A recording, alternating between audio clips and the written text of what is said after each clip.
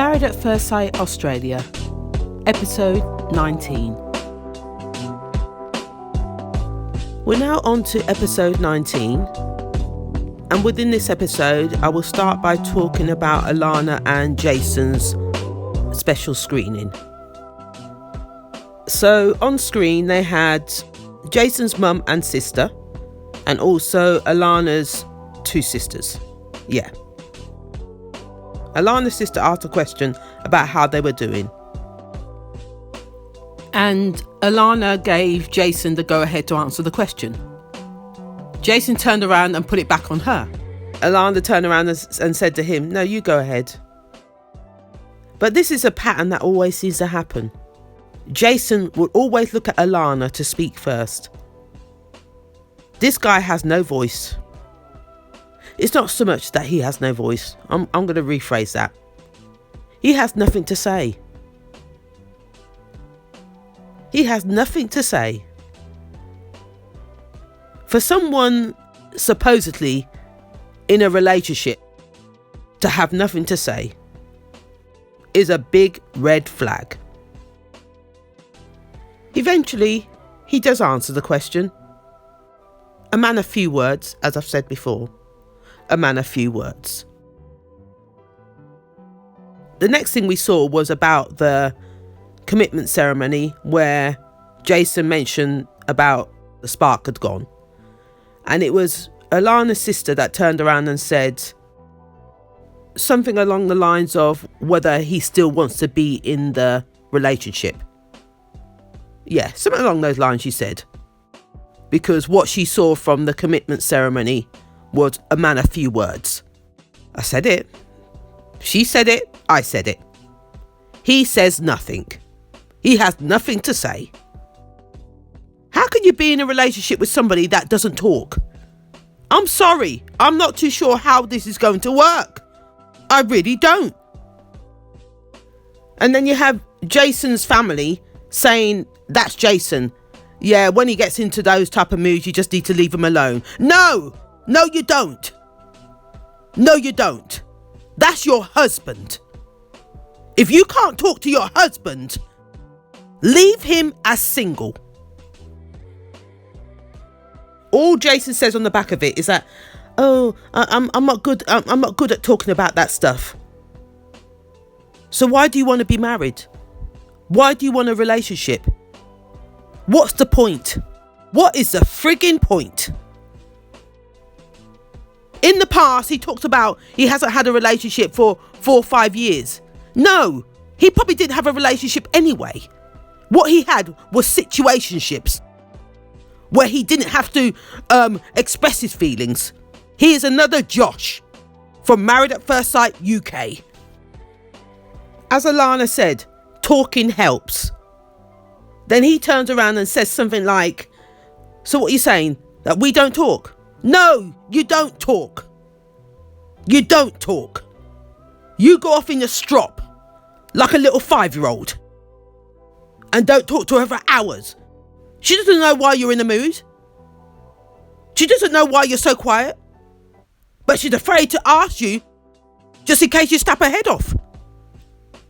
What type of relationship is that? Well, you're treading on eggshells around somebody. Oh, hell no. And his family are back in his corner by saying, "That's Jason. You just need to leave him." Hell to the no. His sister actually said to Alana, "I don't envy you in that situation." Even though she was backing her brother before. But the mum was like, "Oh, you just need to try and move on from that. Yeah, we just learn to live with it and leave him as he is. He'll come around." That was the mum's attitude. Oh, hell no.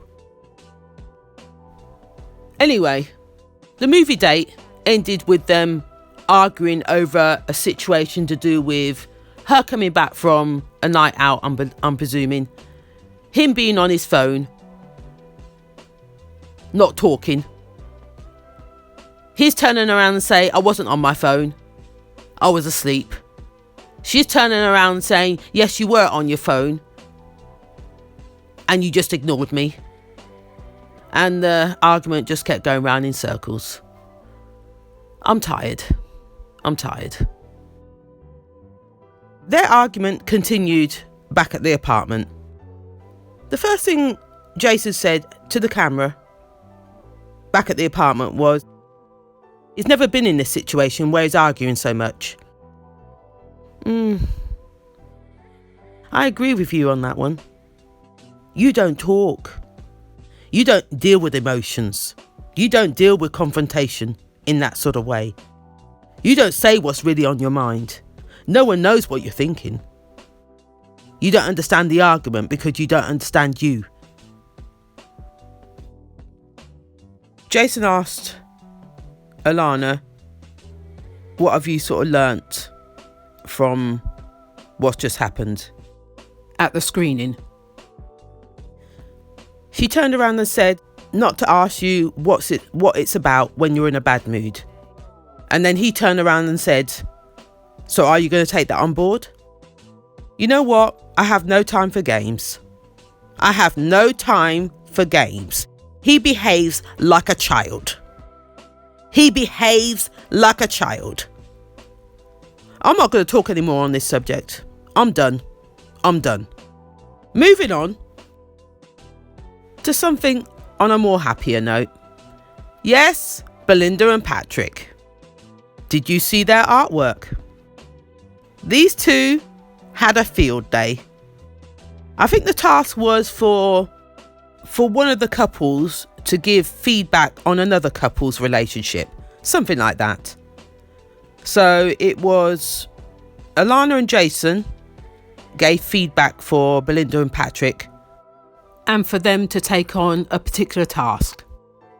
It looks like a scene from Titanic that I'm looking at here.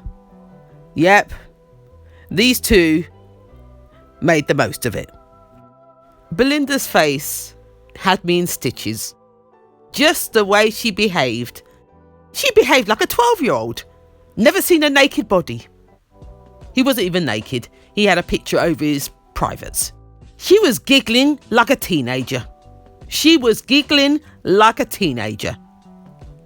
Didn't know what to do with herself. She was blushing, faffing around. Oh, it was too much to see. For her, it was too shocking. Her heart must have been racing. What do I do with this? How do I draw him?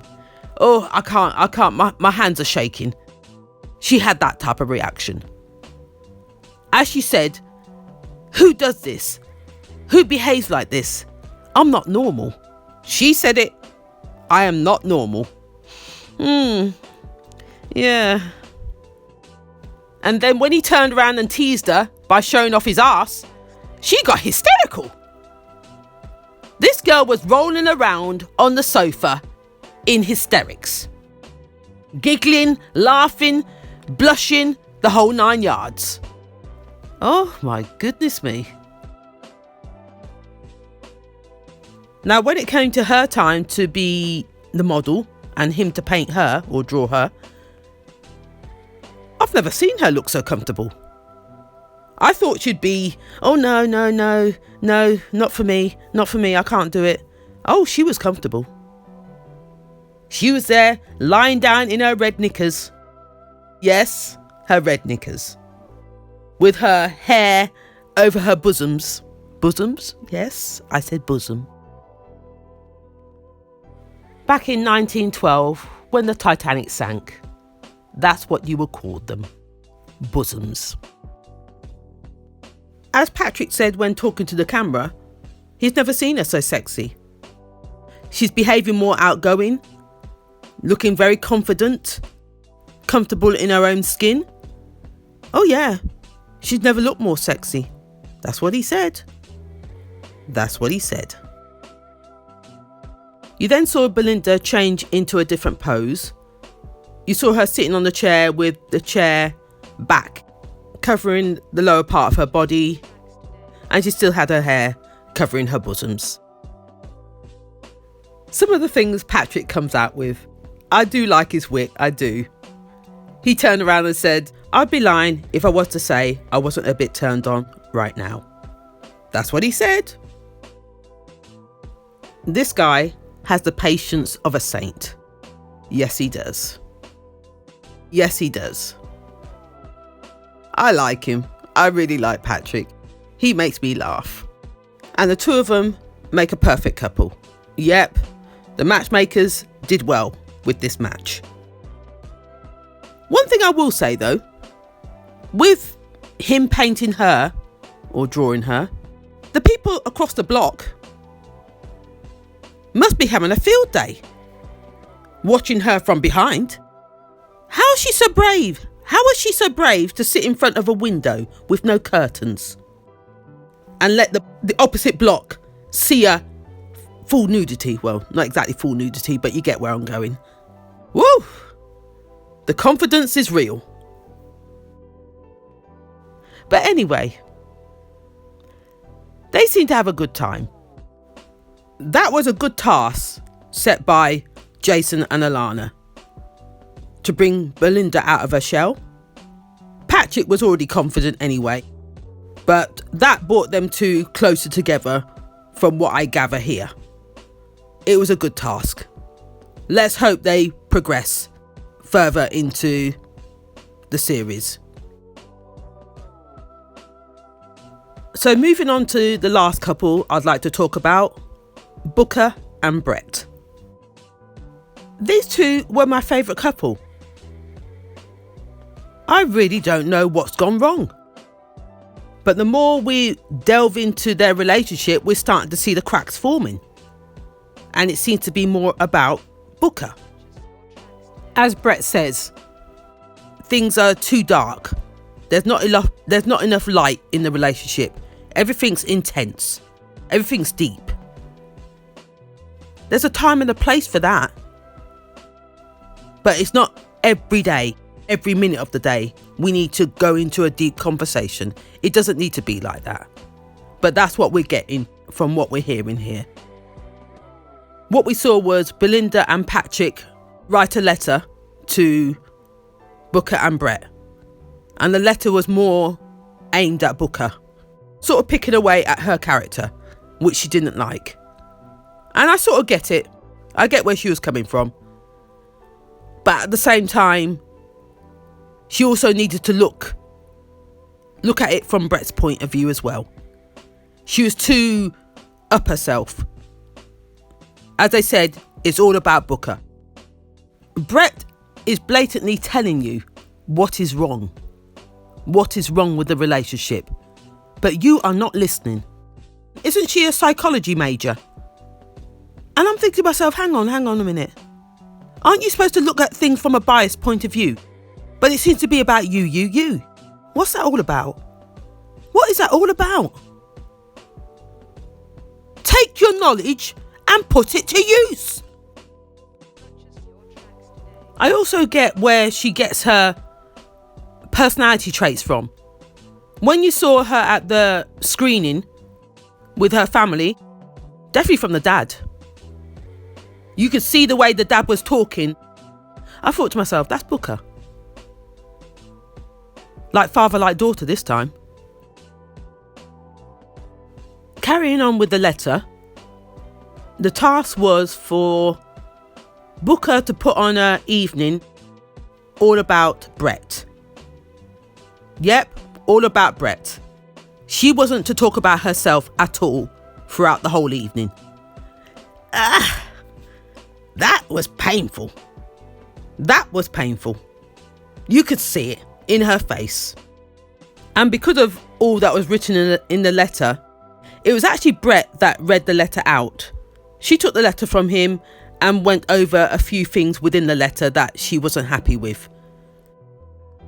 The way she said it to him was, how bad have you painted me out to be to your friends? Something like that, she said. Because a lot of the details were quite specific. As she said, what have you told your friends about me? Because that's very detailed. I get where she's coming from. What did he say to his friends for them to write the letter in such a way? But at the same time, have you been listening to Brett? Have you listened to anything that he wants in life, or just about him? Have you ever listened to anything about him? It seems like he hasn't had a voice, or you've just ignored him and you haven't been taken on board his feelings. So there's a disconnect here somewhere. There is a disconnect here somewhere. As Brett said to Booker, he feels unnoticed in this relationship, and that's maybe because you haven't asked any questions. That says a lot. Just that sentence there says a lot. And then behind that, she was upset by the task in regards to that she wasn't able to talk about herself for the whole night. Can you believe she actually said that? Can you believe she actually said that? Booker, wake up. Moving on to Brett night. As we mentioned, Booker was supposed to put a night on for Brett. Did you see the extreme she went to? She was really trying to wind us up, let alone wind Brett up. She took it to extremes. She had, I don't know how many pictures of his face in the apartment on different objects within the apartment, making it all about Brett. On their wedding photos, you saw Brett married to Brett. On the cushion, you saw Brett. Within the plants, you saw Brett. On top of the pumpkin, you saw Brett. Brett was everywhere. His face was everywhere. She really took it to extremes. Took the whole thing out of context on purpose. She was behaving like a brat. Yes, I said brat. When talking to the camera, Brett just didn't have any words. He didn't know how to take it, how to read it. He wasn't sure what her next move would be. When talking to her, he said, I don't think this is what was intended. She even went to the extremes of making a song about Brett. Did you see the song? How atrocious it sounded. She was just being sarcastic and petty. Ugh. A big grown adult behaving like a 5-year-old. As he said, her reaction to the whole task was about taking the piss out of me, rather than getting to the crunch of what's wrong with our relationship. Oh, it just sounds, it's so petty. I can't do petty. Poor Brett, at the end of the night. No, you know what? From the beginning of the night, let alone at the end of the night, he just looked defeated. He looked defeated. He didn't know what to do with this. He just didn't know what to do. Oh dear. I just don't know whether these two are going to come back from where they are. If this is the extreme she would go to, just to make a point. And again, let it be all about her. Then I'm done. I'm done. So this is where I'm going to leave it. If you like what you heard, please like, comment and subscribe. Till next time.